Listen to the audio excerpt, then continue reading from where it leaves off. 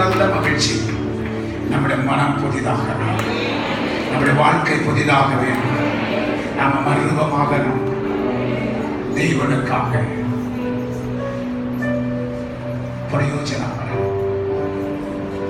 ஒவ்வொரு நிமிடமும், ஒவ்வொரு மணி நேரமும், ஒவ்வொரு நாளும், வாரமும், மாதமும், வருடமும் கர்த்தருக்காக வாழ்வதற்காக கொடுக்கப்படுகிற ஈவான வருடம்.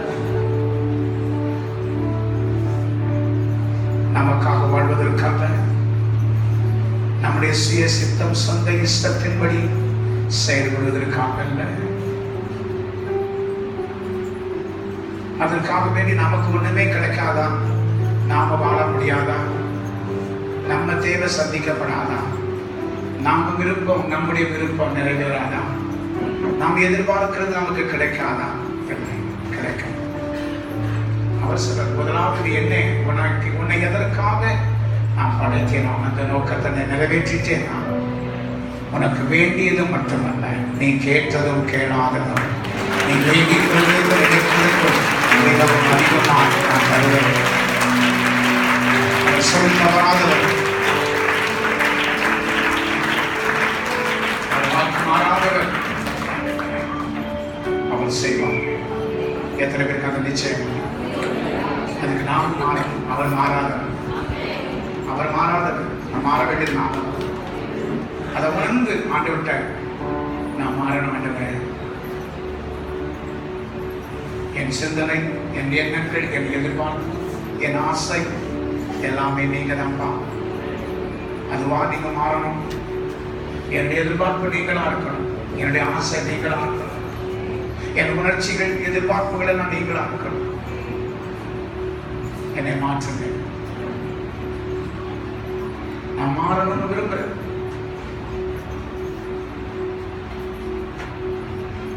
பிரகாரமான சரீர பிரகாரமான ஆசீர்வாதங்களை அடைந்து மாறணும், அந்தஸ்தில் உயரணும். எனக்கு வந்துக்கிற நடுவில், உடல் வேலை செய்யணும் நடுவில் என் வாழ்க்கை தரம் உயர்த்தணும் ஆசைப்படுறேன், நான் மாறணும்னு ஆசைப்படுறேன். ஆனா ஆவிக்குரிய ஜீவியத்துல எந்த மாற்றம் இல்லாமலே நான் இருக்கிறேனா? நான் செய்யறது எனக்கே நியாயமா ஆண்டவரே என்று கேளுங்க.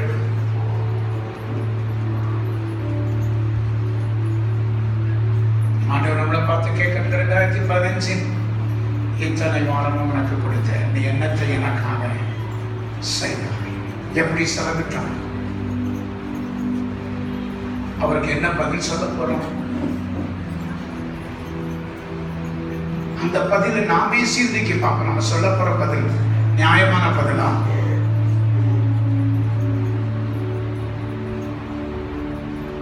இடத்தை விட்டு எழுப்பி செல்வதற்கு முன்பதாக தீர்மானத்தோடு வரப்போகிற புதிய ஆண்டுக்காக செவியங்கள் ஆயத்தப்படுங்க. அப்படின்னா தான் வரப்போகிற புதிய ஆண்டு 2016 உண்மையில் ஒரு ஆசீர்வாதமான, நிறைவுள்ள, மகிழ்ச்சியான, செழிப்பான ஒரு ஆண்டாக இருக்க முடியும். இல்லைன்னா இந்த 2015 வரை நடந்த ஆண்டுகளை போலதான் 2016 இருக்க போகுது. 2016 நீங்கள் விரும்புகிறபடி இருக்கணும்னு சொன்னா, தேவன் விரும்புகிறபடி நீங்கள் நானும் வாழணும். விட வேண்டியதை விடணும், அடைய வேண்டியதை அடையணும். தேவன் எதிர்பார்க்கிறபடி நம்மை ஒப்பு கொடுக்கணும். யாராவது ஒருவர் ஜெபித்து முடிக்க அன்பை கேட்க சத்தமா ஜெபம்.